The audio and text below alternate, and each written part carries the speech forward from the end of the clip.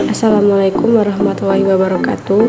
Kami dari kelompok 3 akan mempresentasikan materi fungsi analitik pada mata kuliah Analisis Variabel Kompleks dengan dosen pengampu Ibu Reza Lestari, MPD.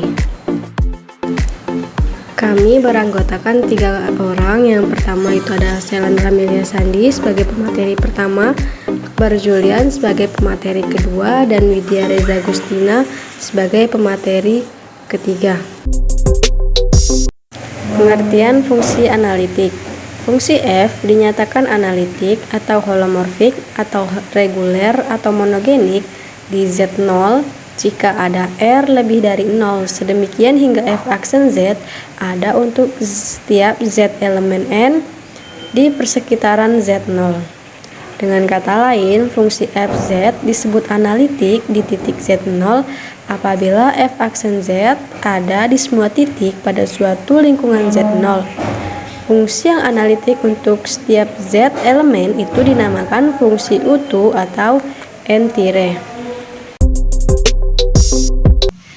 Tunjukkan bahwa fz sama dengan z kuadrat plus 5i dikali z ditambah 3 min i itu analitik.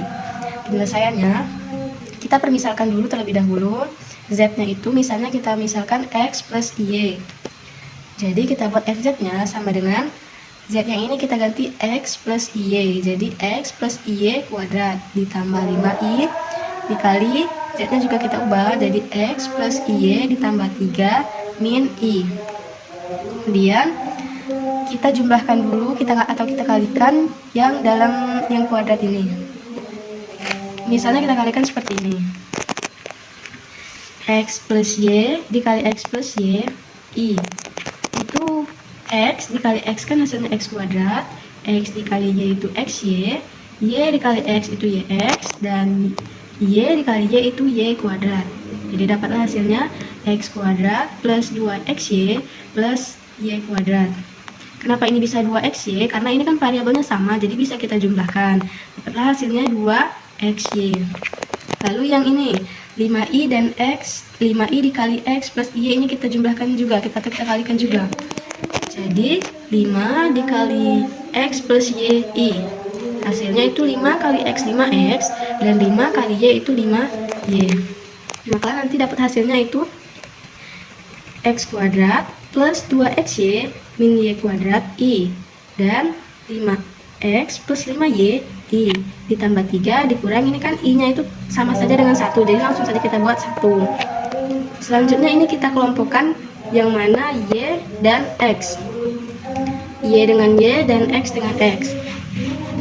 Karena ini kuadrat, jadi x nya kita buat di depan, jadi x kuadrat ditambah y kuadrat ditambah 5y ditambah 3 ditambah ini 2xy ditambah 5x min 1i.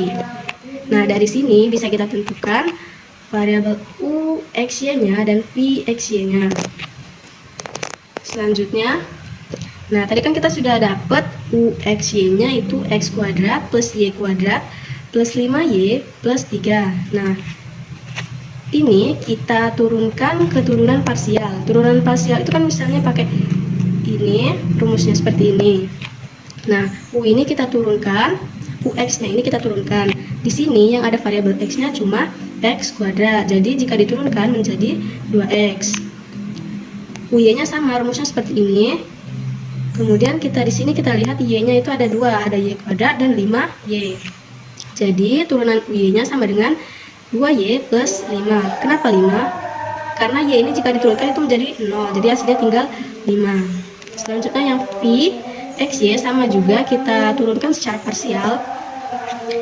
Vx nya itu 2y, x nya itu kan kalau diturunkan menjadi 0, jadi tinggal 2y ditambah 5x diturunkan itu tinggal 5.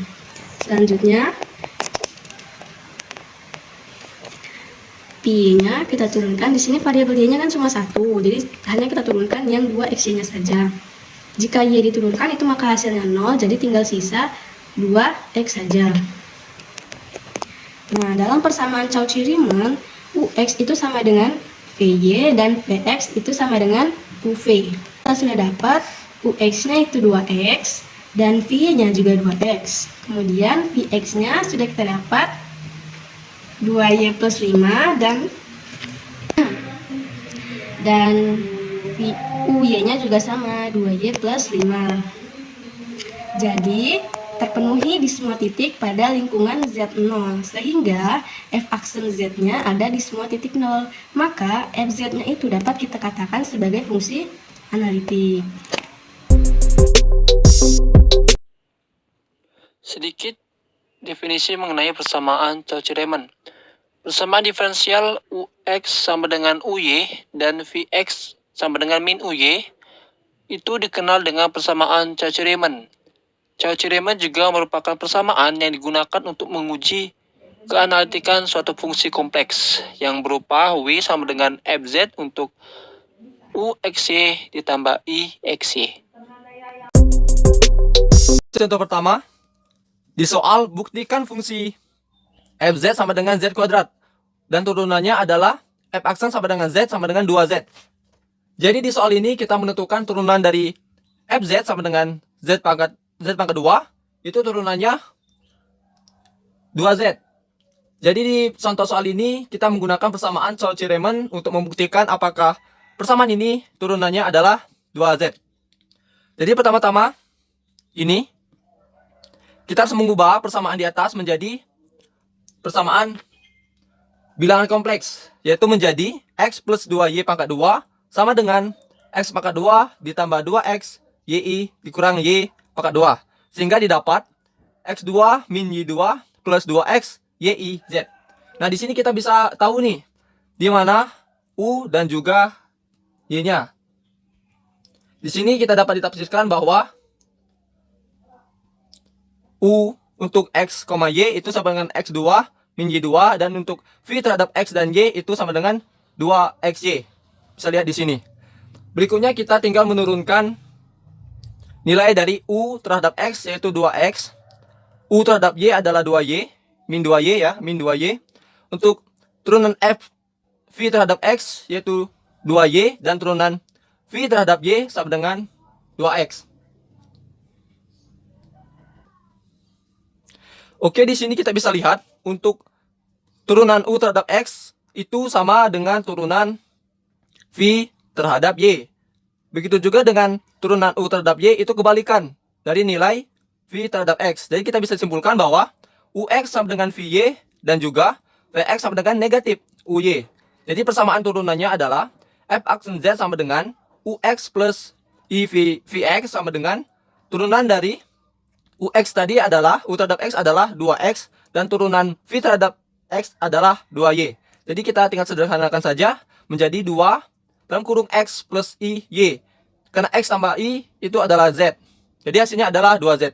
Jadi di persamaan pertama terbukti bahwa turunan dari FZ sama dengan Z pangkat 2 turunannya adalah 2Z. Jadi menggunakan persamaan Cauchy-Riemann ini membuktikan bahwa turunan ini hasilnya adalah 2Z.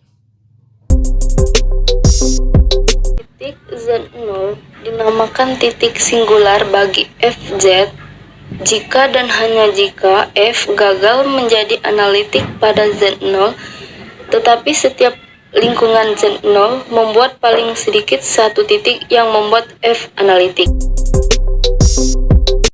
Langsung saja masuk ke contoh soal. Fz sama dengan 2Z plus 1 dibagi Z pangkat 3 plus Z. Perhatikan fungsinya. 2Z plus 1 Z pangkat 3 plus Z. Itu dia tidak kontinu di pada saat penyebutannya sama dengan 0. Sama dengan 0. Fungsinya tidak kontinu. Jadi turunannya itu tidak ada pada saat penyebutannya 0. Artinya turunannya ada di semua titik kecuali pada saat di Z pangkat 3 plus Z sama dengan 0. Kita uraikan Z pangkat 3 plus Z sama dengan 0 itu ketemu Z sama dengan 0 atau Z sama dengan plus minus I. Jadi titik Jadi titik singularnya itu adalah Z0, Z sama dengan 0 atau Z sama dengan plus minus I. Jadi FZ analitik di semua Z kecuali di Z sama dengan 0 dan Z sama dengan plus minus I, sesuai dengan titik yang membuat dia tidak punya turunan.